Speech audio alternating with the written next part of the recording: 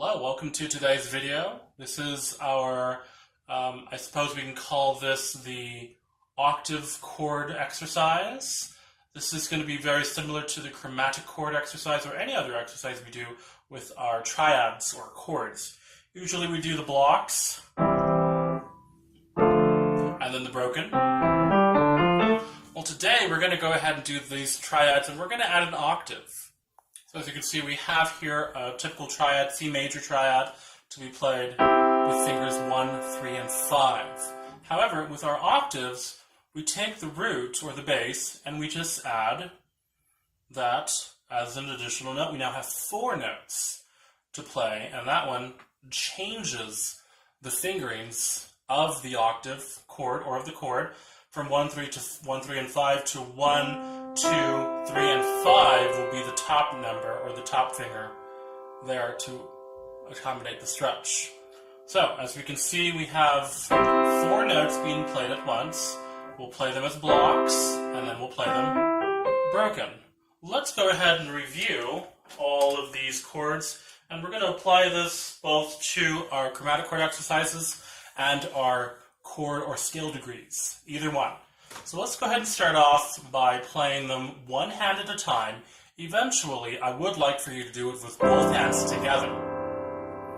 Okay, so the process is this. We're going to simply create the chord by playing it as a block,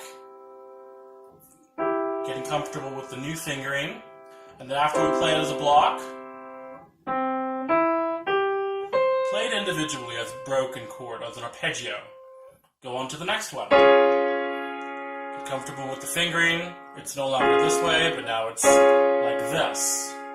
Adding an octave above the triad. There you go. And then once you play the comfortable blocked, play it broken. Next one. Get comfortable with that stretch of an octave above the triad, play it as a block, and then play broken. Now mind you, as we do these exercises for either the chromatic chord exercises or for the scale degrees, we want to be comfortable with both, and we're essentially learning both at the same time instead of learning them individually, so that when we play them individually, we'll be equally comfortable with. Okay, so you play the block. For this one here, this is D sharp or E flat. Play broken. Next one will be E major. Okay. Get comfortable with the block 1, 2, 3, and 5. And then the block here for F.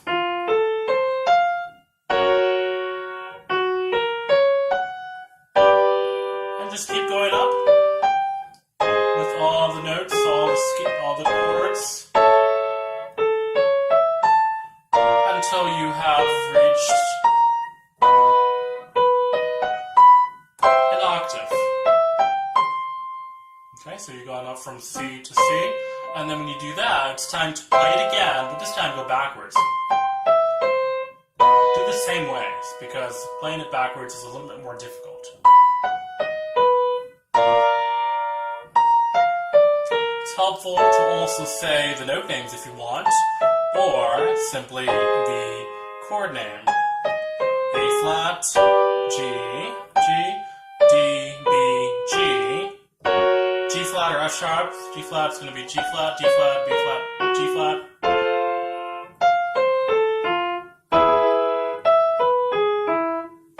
Excuse me.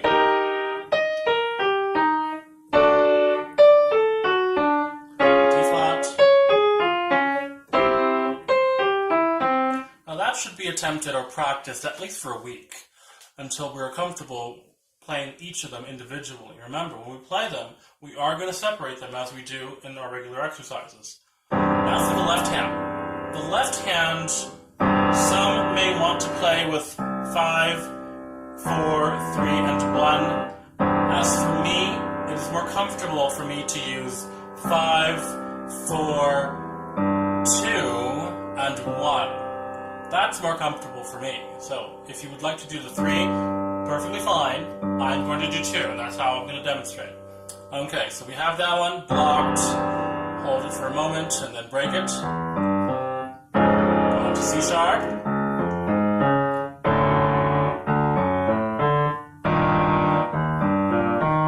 and add the note one.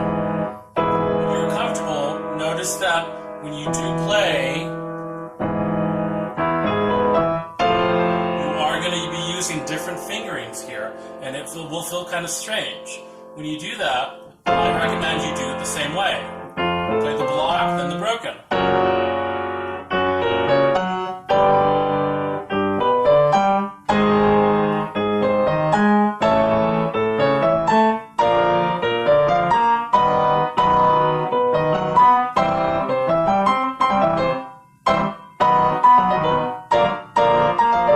Same thing as you go back down.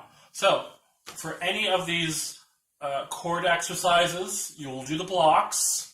Now,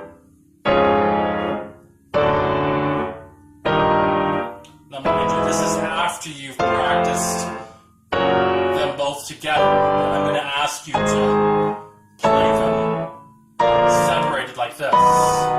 And of course, you'll go back down. And then for the broken, I will ask to be hearing them legato.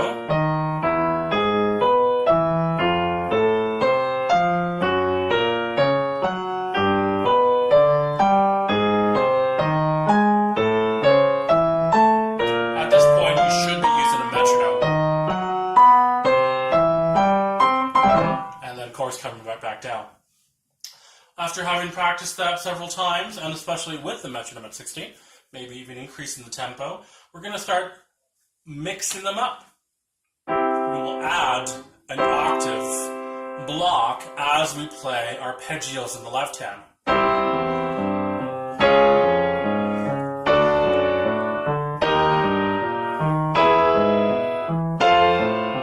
And of course, when we get to the top, I may ask you to play differently. Play the block in the left hand while we arpeggiate the right hand.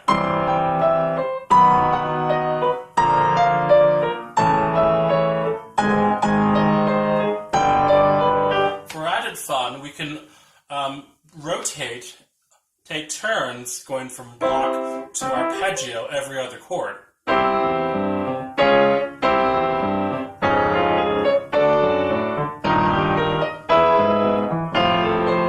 Something like that, because this is going to eventually be used as a tool in our belt for creating accompaniments or creating music and jamming out, improvising.